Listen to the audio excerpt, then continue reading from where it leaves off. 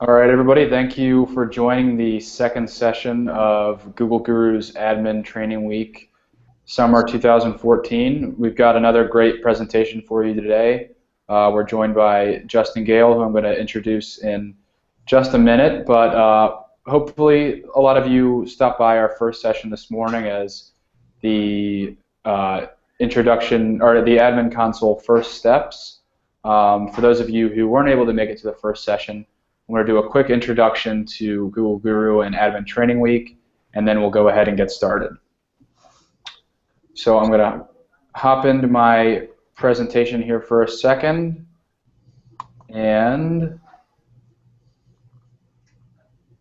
we'll get going. So, like I said, this is the second session of Google Guru's Admin Training Week, Summer 2014. I'm Andrew McGonigal, and I manage the site on a day-to-day basis. If this is your first experience with Google Guru, I'm the person that you'll be interacting with, going forward if you sign up for our newsletter or visit the website or follow us on social media. Just a little bit more of a background on Google Guru. We have more than 300 videos authored by industry experts covering everything that you need to know about Gmail and Google Apps. And this includes end-user tools as well as admin tools. So if you're a Google Apps admin, it's a great resource for you. But if you want to give information to your users as well, you can direct them to Google Guru as another resource for their training materials. So a lot of our videos are added by contributors just like Justin, and so if you're interested in learning more about our contributor program, you can go to googleguru.com/contribute. And one of our big resources for Google Guru is our daily newsletter. This is where we share the latest tips and tricks and updates about Google Apps on a daily basis through the email. There's more than 20,000 users on the newsletter list at the moment, so it's a great place for admins and end users to learn more about Google Apps. Admin Training Week, this is our second session, like I mentioned, the largest virtual gathering of Google Apps admins. Throughout the entire week, we're going to teach and learn and share best practices for managing Google Apps, your domain, as well as your end users. We have another expert on today, and we are going to be joined by 12 Google Apps experts throughout the week over our 8 remaining sessions, including this one. If you're interested in more information about Admin Training Week, you can go to admintrainingweek.com.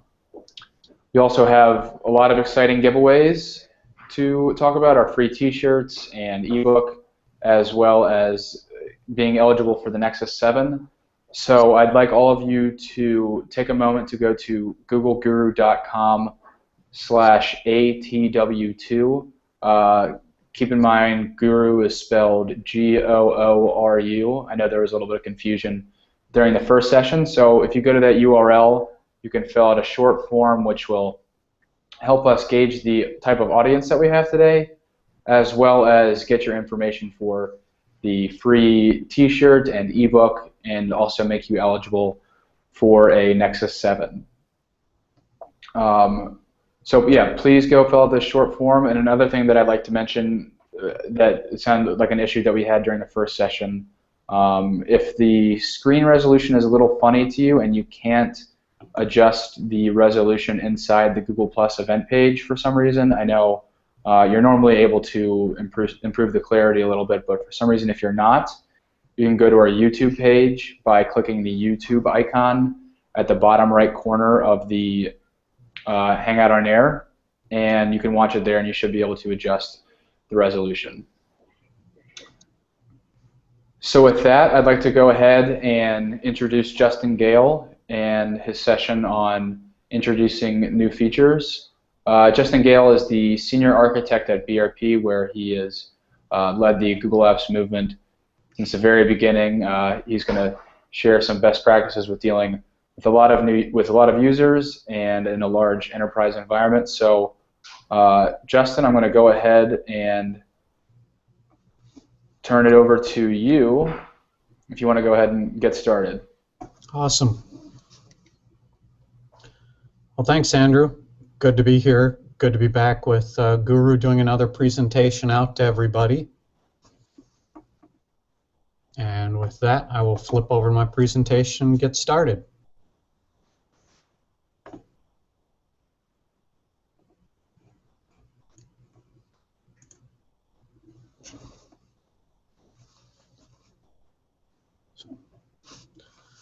Admin Training Week.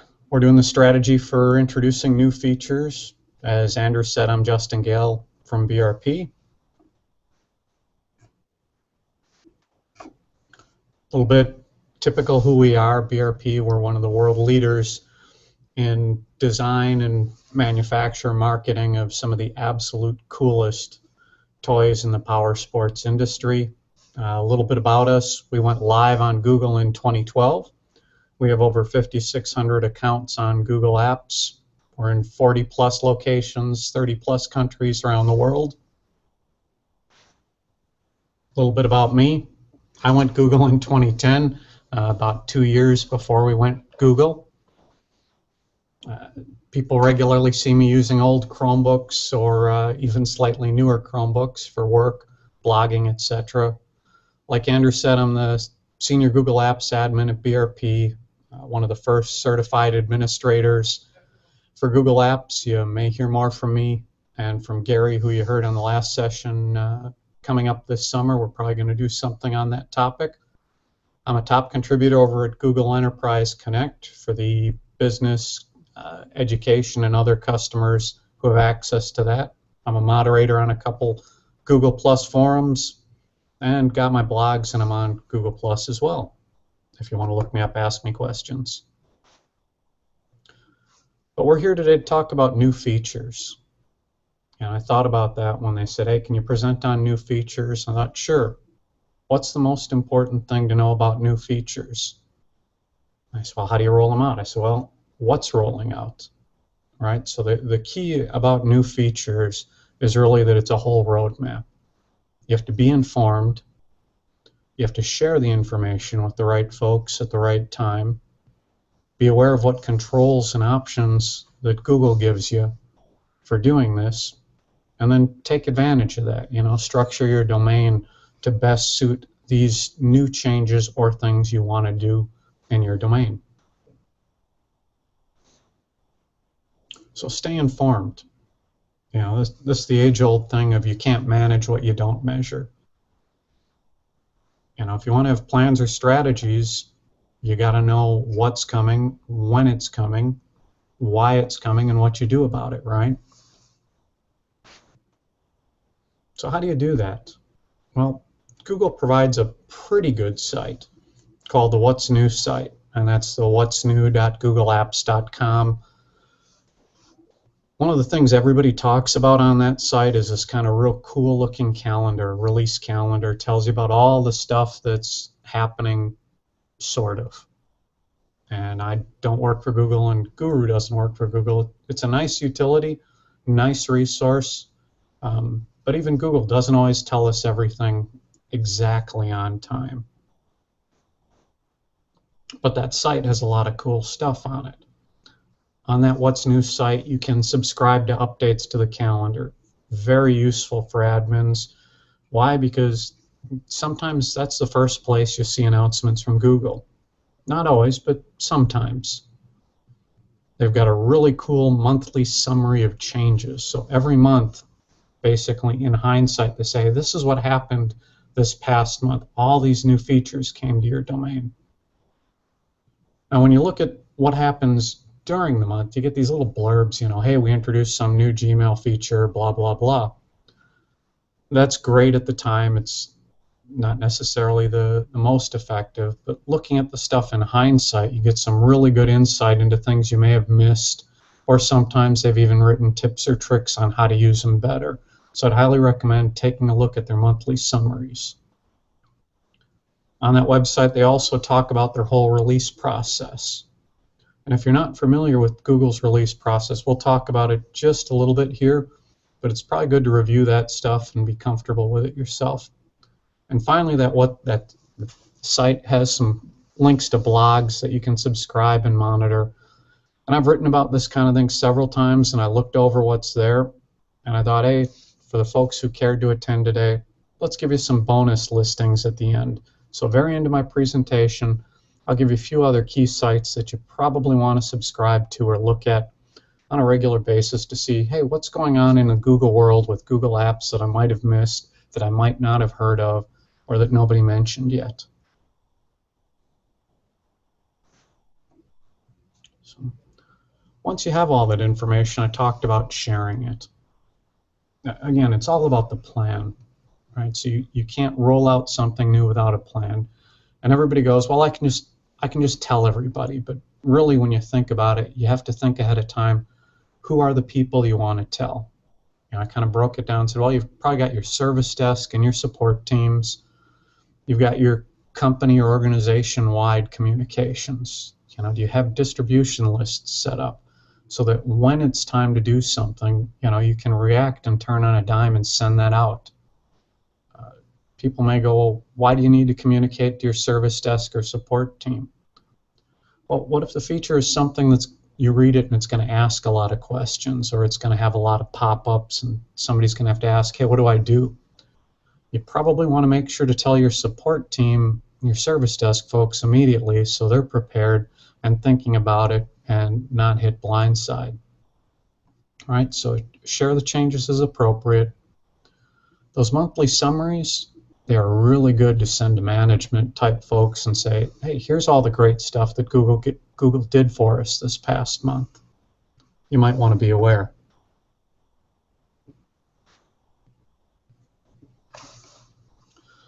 So let's come to the third point, the controls, new features. When I talk about new features, Google actually breaks it down into features and services. Features are typically things like new sheets, little add-ons in docs, a new icon or a new option or new font, in your Gmail application. But services, these are a bit bigger. These are things like Google Plus, Mail, Sites, Helpouts, the real big things. So where do you go to find all this stuff? How do you configure it? That's very easy. You go into the Google admin panel, choose company profile. It's that funny looking building icon with a gear. And in there you'll see options for new user features and new services. I pulled this slide right out of Google and I find it interesting.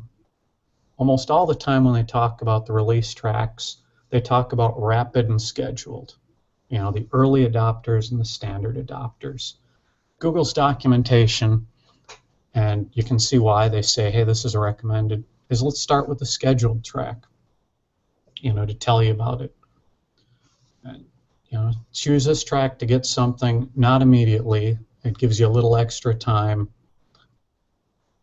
They say they always release on Tuesdays only, at least 1 week after a feature was released to Rapid.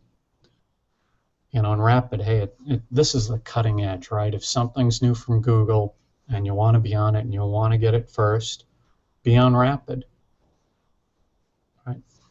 But you're kind of the testers for everybody else, so you got to be a little bit careful when you choose Rapid. This comes right from Google. Let's break that down a little bit differently, because for me, Google uses a bit too many words and options. Rapid release. You get it automatically as soon as it's available. There is no notice, or there's often no advance notice. So if Google decides for whatever reason that there's going to be a Thursday change, bang, you have it because you're Rapid release.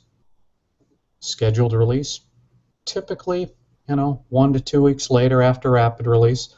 That's not always the case, just because everybody forgets. There were things like some of the Gmail new Compose, for example, right? That went Rapid release to scheduled release, and you didn't measure it in weeks, you measured it in months.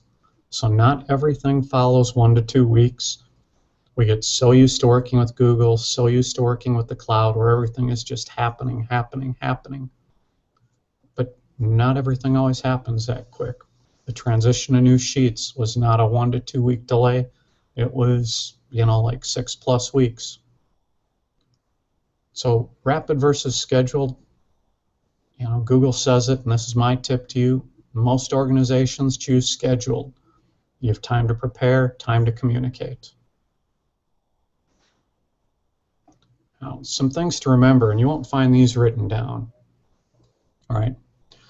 With either track you choose, rollout is gradual. The second they announce it for rapid doesn't mean everybody's got it. They have to go through millions of accounts. It may take hours, maybe minutes, hours. It may even be several days between, that day they announce the feature and the day it's available in your domain. So don't panic is the point. Be aware you scheduled a rapid, and you should typically get it, within a few days of doing that. Scheduled releases, again, typically 1 to 2 weeks after rapid release. That little calendar we showed from the What's New site kind of shows you how that's pretty consistent, pretty good. But there is a disclaimer from Google. That is, this rapid and scheduled stuff only applies to Gmail, Calendar, Drive, and Sites. Doesn't apply to things like Google+. Doesn't necessarily apply to things like these login challenges that we've seen. Just to be aware, the hard and fast rule about managing new features with Google is there is not a hard and fast rule. Everything kind of comes on its own little schedule, subject to variation. Best thing is to be informed and be prepared.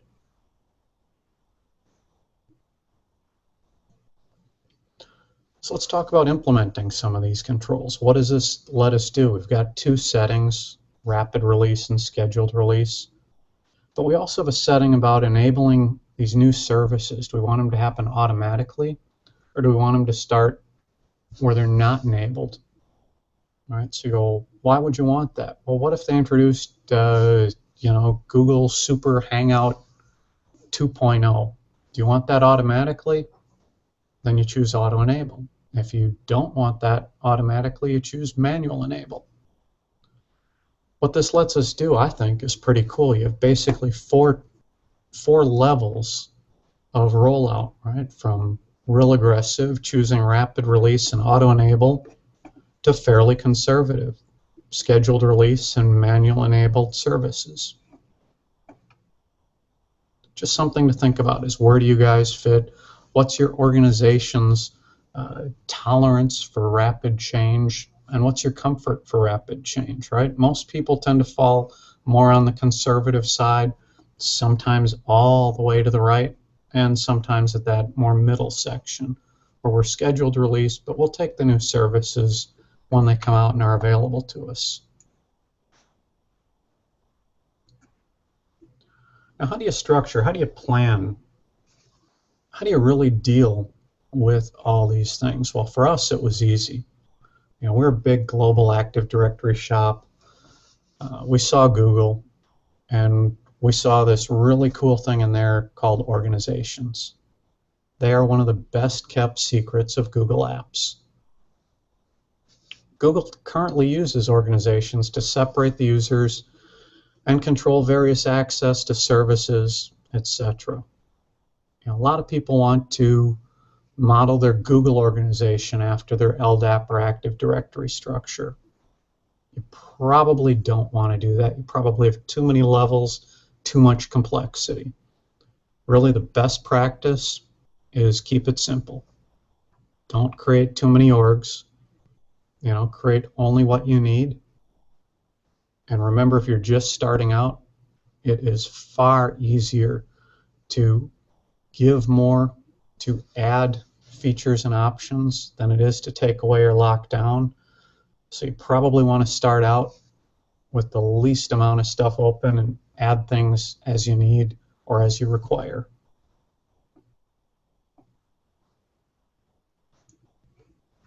Okay. So when should you use orgs then? Use them if you really have to delegate administrative functions. Use them to help you test, to pilot things, and to roll out new features. Like Google+, some of Google's mobile device management, or mobile device synchronization. Now, why do I say test, pilot, and rollout? Because those are very different functions, and we'll talk about them in a few minutes. But testing is really something that you guys are going to want to do as admins, so you can put 1 or 2 users somewhere and see what's happening and not impact everybody. When you decide, hey, my tests are good, I'm ready to throw a few more people in there.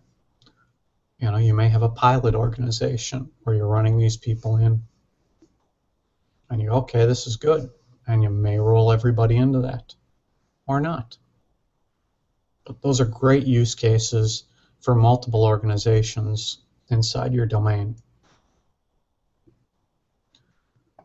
Going into more details on that, and this is pretty much the same thing I talked about a couple months ago on setting up Google Plus for folks who don't have it turned on but want to turn it on for some people. All right, we make a new organization in Google because it's not active yet, and we want to enable it. First thing we're going to have to do is go in via that other Google services, find Google Plus, and I tried to do screenshots of the icons here because it's a little bit scary. You'll see an on or on for some organizations. That's the setting you really want when you're doing selectively turning it on. So turn it on for some organizations.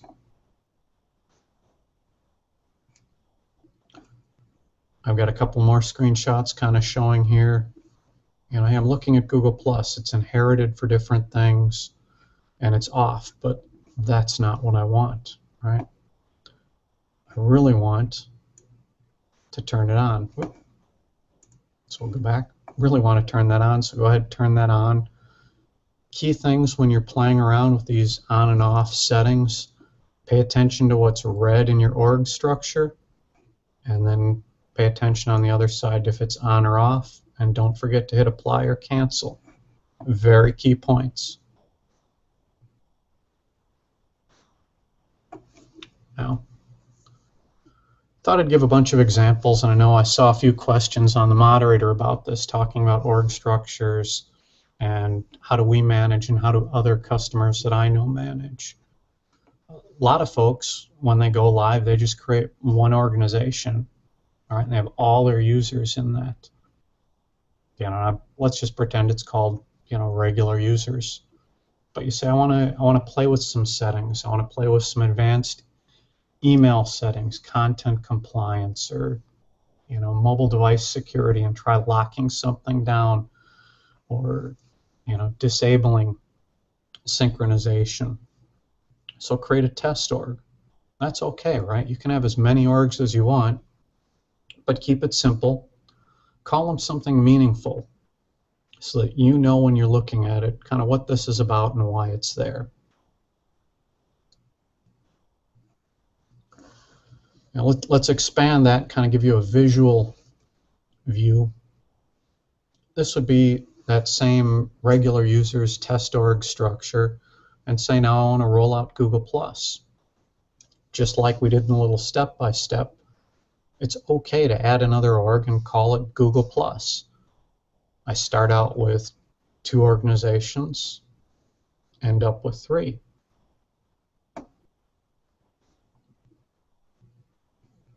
Well, let's make it more complex. So, oftentimes get asked, what do I do if I turned on Google and I opened the doors to absolutely everything? I had every service enabled, every feature active, and I really didn't want to do that. How do you get there? What do you do? Well, what I'd propose is let's do that slowly. Let's use organizations to help us get there. Again, we kind of start out, we have whatever our original structure is. Let's add a new organization, and I just called it restrictive services, where we're going to change our configuration to what we want. We'll start putting users in there. Again, why I say slowly and why we're doing this is because we weren't ready, for whatever reason, to just apply these changes to the entire Google Apps ecosystem. We wanted to just start doing it, maybe by location, by department, etc. So we use this intermediate structure, and when everybody's over, we change that regular user's organization to have just what we want. We move everybody back, and we've just affected change on our entire domain, without anything real traumatic to our users, and we used orgs to help us do that.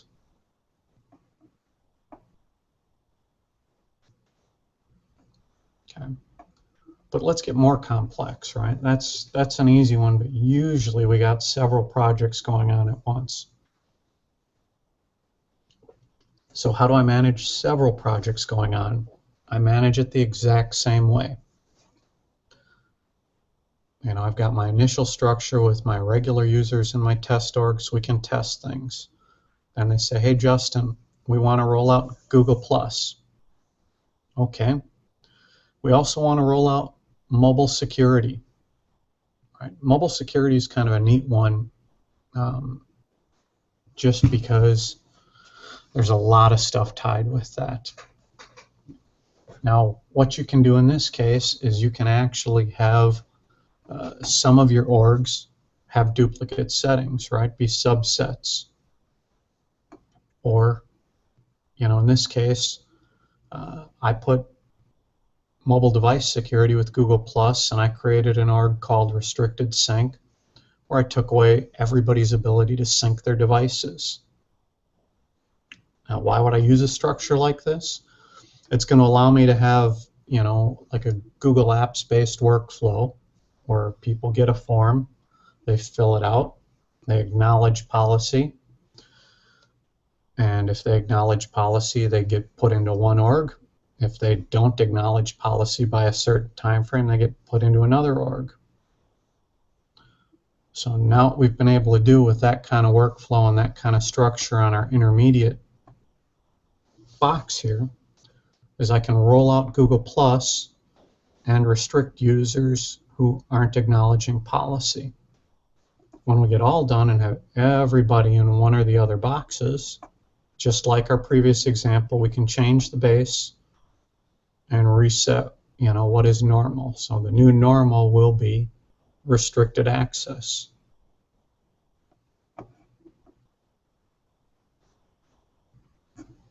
So, conclusions about using orgs. They're absolutely very powerful. We all hope someday Google will adopt a group model. They haven't yet. Everything is org-based. So we need to think about that, think simple, think the fact that a user can only be a member of one organization, which means, again, why we don't want to have too many different things going on at once, too many different orgs with different features and functions. Geography obviously works because user is not in more than one place. However, if you have geography and multiple things you're rolling out, you have 3 locations and you have 2 new things, suddenly you have 6 new orgs that you make or 9 new orgs that you make for migrating. So again, really try to keep it simple. You can use orgs to not just roll out new features, you can also use orgs to take things away from people. Say, hey, I don't want Google Wallet, I don't want helpouts, I don't want some other setting. So you can remove that, put people in an organization with it, prove it out. And when you're comfortable, reset the default settings and move forward. Another key thing to kind of remember is it is okay to delete orgs that you don't need. This is cloud, this is dynamic, this is something that's not etched in stone. The structure is meant to change to meet your business needs. And Google provides us with something fairly easy to do that, so take advantage of it, use it, have fun with it. Again, just don't go too crazy creating orgs to the point where you create work for yourself and your team. Go with a simple structure. It is much easier to manage.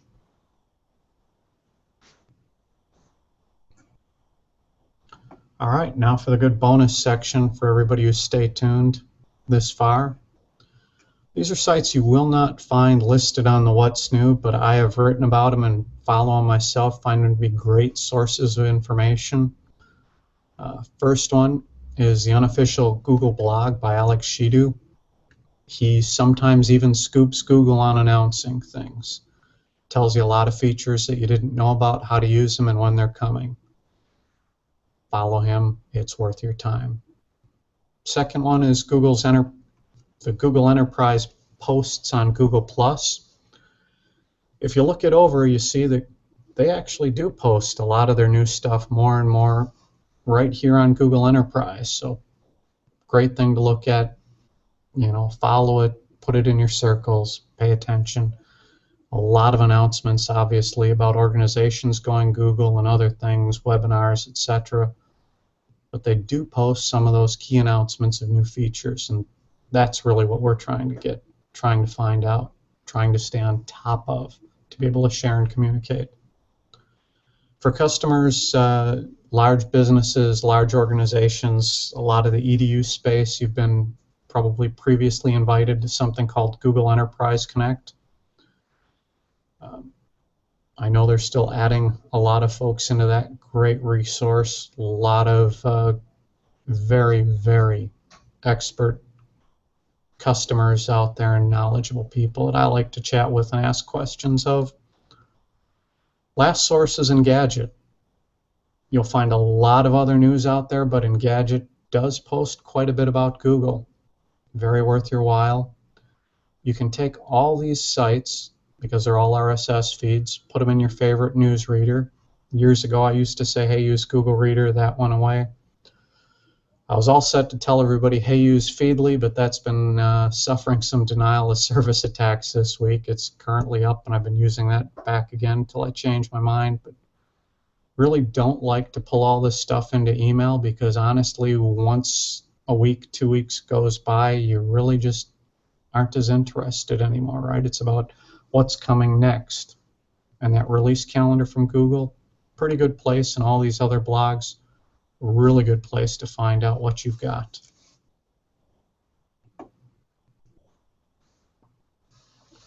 So that's it. I thought we'd open it up to some questions with Andrew and everybody. If anybody has any questions for me, I've listed my personal email address for you. You can also find me, online on Google Plus as well. All right, thanks a lot, Justin. Let's start taking a look at some of these questions. And like Justin said, if you have questions later on, Justin is always very active in the Google Apps communities. The Google Apps Administrator community is a great resource if you're on Google Plus, and also the Google Enterprise Connect is a great place as well. All right, just looking through these questions here. A lot of questions about handling rapid and scheduled releases. So first question here, we'd like to have the early adopters be in an OU for rapid release track, and the rest of our organization in scheduled release. It looks like everybody has to be on the same track. Is that right? Yeah, unfortunately, it's one track per domain. There is a solution to this, and I know that that's going to be talked about in an upcoming session, so I won't spoil too much. But for those who don't know, get yourself a test domain.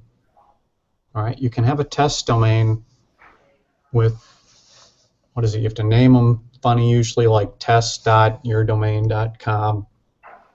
Google typically gives those for free to, Google Apps, paying customers, EDU type customers, etc. And that you can set on rapid to see what's going on. Yeah, so that will be covered in our session later today, handling test domains. So thank you for that nice tease, Justin.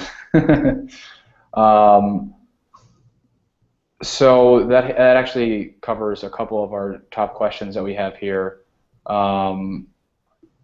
Another question, if you do choose scheduled release and manual enable for features, is there a cutoff point, like a number of days or weeks or months, at which Google will force enable the new features?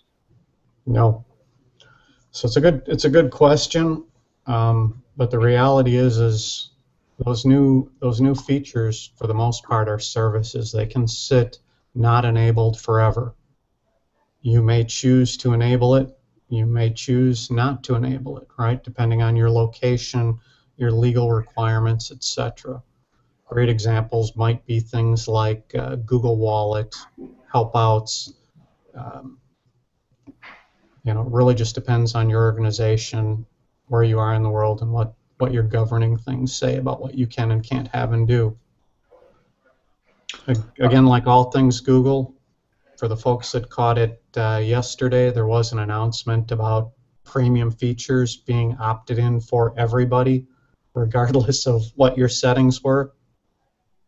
So I think, Andrew, that was a great example, real life, real time, of how Google has the rules. We need to know, hey, be aware of them, but also know that the rules do sometimes change. Mm-hmm. We were talking about the Google Enterprise Connect. Can you just remind everybody how people get access to that if they're Google Apps admin? Yep. They have provisioned a lot of domains. I know they're still provisioning more. Basically, you go to that website, connect.googleenterprise.com, and hit connect, and should be passed through.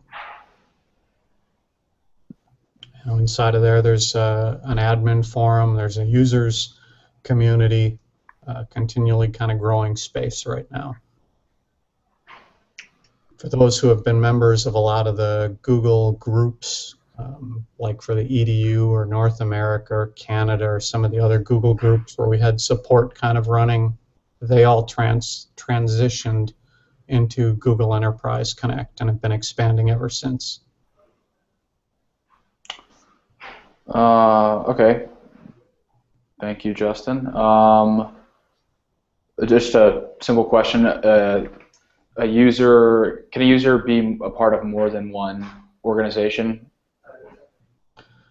And I don't know who asked that, but that's something a lot of us ask, and the answer, unfortunately, is no. You can only be a member of one organization, and we're all just really crossing our fingers that Google will bring a groups model of administration one of these months, one of these years, to Google, to let us have a more traditional way of managing.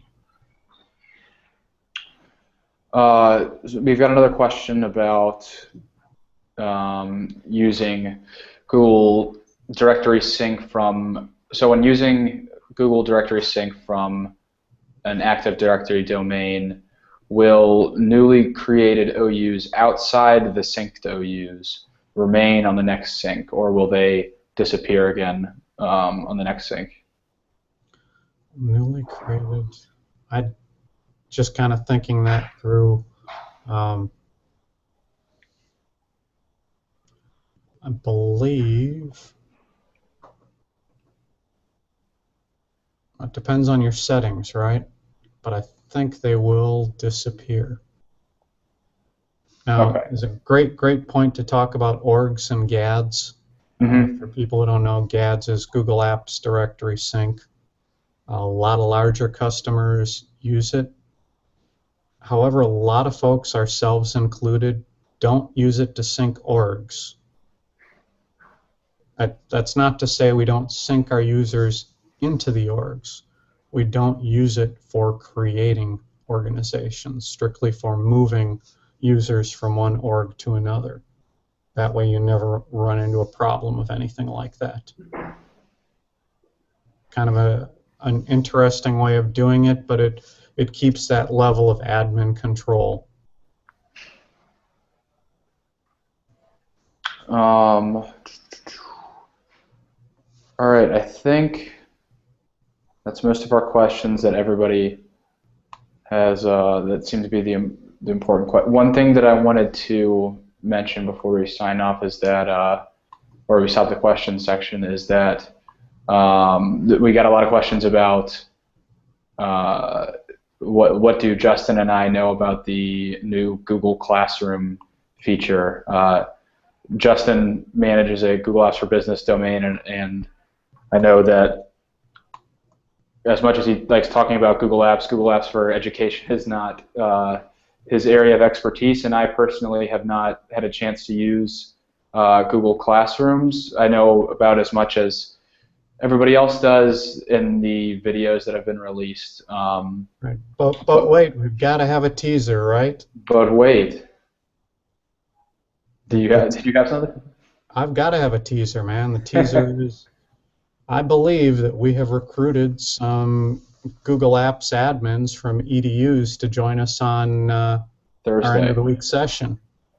So, with that being said, on Thursday we are having a roundtable discussion. It's our last session of the week, and at least one of the admins that will be joining us is from a Google Apps for Education domain who may be able to comment on the new Google Classroom. So if you're interested in learning more, I would definitely register for that session. Like I said, it's our very last session on Thursday.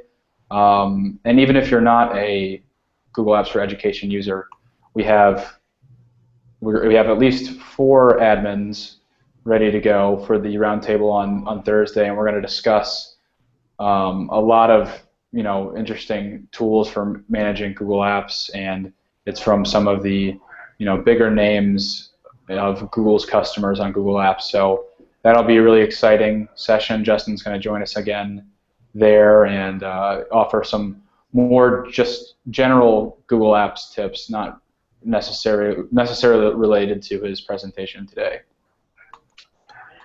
Now, was there a question on GAM as well? I thought I saw something. Let's see. It looks just like a general. Can you talk about GAM? Absolutely.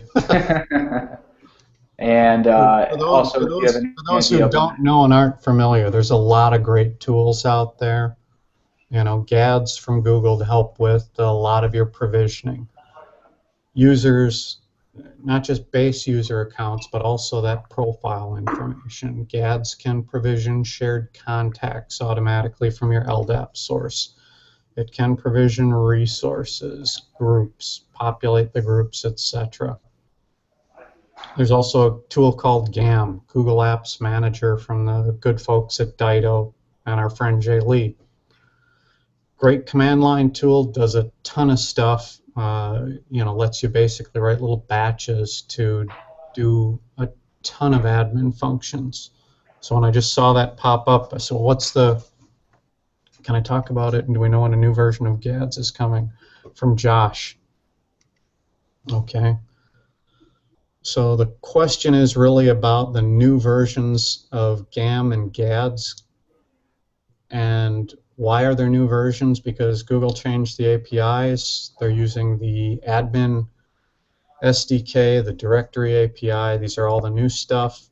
I believe as of last night when I looked at GAM, and I'm not making that up, I believe GAM is now using it on version 3.2 point something. GADS, we have not heard yet an update. I'm figuring it's got to be before November because that was the end of life of the API. All right. Unless you have anything else you wanted to touch on, Justin? Now I'll probably take a look at a few questions, ping a few people. They can, hit me back online. But it's been a lot of fun as always, Andrew. Really appreciate the opportunity to come and share with other admins out there, help out where I can, give back to the community. Awesome. Thanks a lot, Justin. We really appreciate it. Yep. And like I mentioned, Justin will be joining us again on Thursday for that session. So please stop by. I think if you're interested in hearing from a bunch of different admins with different perspectives from different types of organizations, it's definitely a session worth checking out. So that's Thursday at 5 o'clock Eastern Time for the final session of the admin training week. So that wraps up the questions part of our presentation. I'm going to hop back into the presentation for a second, and we can go over some last minute notes and take a look at the winner for the Nexus 7. So I'm going to go back into present. So thanks again, Justin, for joining us. This is Justin's third presentation as part of Admin Training Week. So he's been a huge help for us, and like I said, he'll join us again on Thursday. So one last time, if you missed it at the beginning of the presentation, if you have a second, please take a moment to fill out the short form on googleguru.com. It's the URL is googleguru.com/ATW2. And keep in mind that Guru is spelled Gooru. This is how we'll collect your information for the free Admin Training Week t-shirt, the free ebook, and keep you eligible or make you eligible for the Nexus 7 that we're going to draw for in just a minute. If you have filled out the form previously, whether it's the first form that we had, you can take a look at the URL and just hit, all you need to do is hit submit. It will, the fields will be pre-populated with your information if you filled it out in the same browser. So there's not any extra work that you need to do there. You can just hit submit, and it'll let us know that you filled out this specific form and not the first one. So just 1 second, and we'll draw a name here. And before we do, I just want to say again, thank you to all of our sponsors who've helped make Admin Training Week possible, specifically Uber Conference, Spanning, and Sightly, Synergize, who will join us in a couple of hours, Flash Panel, Cloud Sherpas, Backupify, and Virtru. They've been a big help in putting on Admin Training Week, and we can't thank them enough. We also have a bunch of other sponsors in the Google Apps ecosystem who have helped make Admin Training Week possible. There's a full list at admintrainingweek.com if you would like to learn more about their products and services. There's a lot of great companies here who have been a huge help. And so with that, the winner of the second Nexus 7 that we'll be giving away this week, this is number 2 of 9 that we'll be giving away, one at the end of every session. And the winner is Mike Sowers. So Mike, we have your email address, so we'll be reaching out to you, and thanks for entering in your information for Admin Training Week, and we'll definitely be in touch about the Nexus 7. So if you have any other questions for me about Admin Training Week or this specific presentation in general, feel free to email me at andrew@guruvideos.com. And please don't forget to join us for our 5 o'clock Eastern Time session for onboarding new users in change management. We'll be joined by Majid Manzoor, who is the founder and CTO of Synergize. He's got a great presentation for you guys, a lot of exciting information, and obviously, once again, we'll be drawing for another Nexus 7. So if you'd like to try again, for those of you who didn't win, I'm sorry, and if you'd like to try again for Nexus 7, please stop by the final session of the day and stop by to learn some great new information. All right, so that's it for this presentation. We'll see you guys in a few hours. Thanks.